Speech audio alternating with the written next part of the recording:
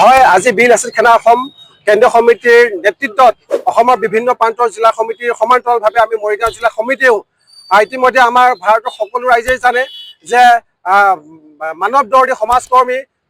সোণাম ৱাংচুকী ডাঙৰীয়াই যি ধৰণে শিক্ষা খণ্ডত ব্যাপক খেলি মেলি হৈছিল আৰু প্ৰশ্ন কাকত ফাদিল হৈছিল আৰু তেওঁ যি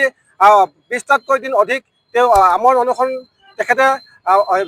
ভাগ লৈছিল আৰু তেখেতৰ যি আমন অনশন যি ধৰণে ভাৰত চৰকাৰে তেওঁক ঠেলিয়াই গতিয়াই লৈ আহিল তাৰ প্ৰতিবাদত আৰু শিক্ষা বিভাগটো যেন পুনৰবাৰ আগন্তুক দিনত যেন কোনো এই ধৰণৰ খেলি মেলি নহয় তাৰ প্ৰতিবাদত আজি আমি বীৰ লাচিত সেনা অসম মৰিগাঁও জিলা সমিতিও আজি আমি মৰিগাঁও মাজমজিয়াত ভাৰত চৰকাৰৰ কি কয় এজন শিক্ষামন্ত্ৰী ধৰ্মেন্দ্ৰ প্ৰধান ডাঙৰীয়াৰ প্ৰতিকৃতি দাহ কৰিছোঁ আৰু আমি স্পষ্ট ভাষাৰে কৈছোঁ যে বীৰ লাচিত সেনা সদায় যি শিক্ষা ব্যৱস্থাত বা বিভিন্ন স্বাস্থ্য ব্যৱস্থাত যদি দুৰ্নীতি হয় বা অনিয়ম হয় তাত আমি সদায় আছোঁ আৰু অদূৰ ভৱিষ্যতে যদি এই ধৰণৰ যদি খেলি মেলি হয় তেন্তে বীৰ লাচিত সেনা অসমে কিন্তু প্ৰত্যেকটো স্তৰত প্ৰত্যেকটো গণতান্ত্ৰিকভাৱে যাতে আমি আন্দোলন কৰিবলৈ আমি সদায় বাধ্য হ'ম।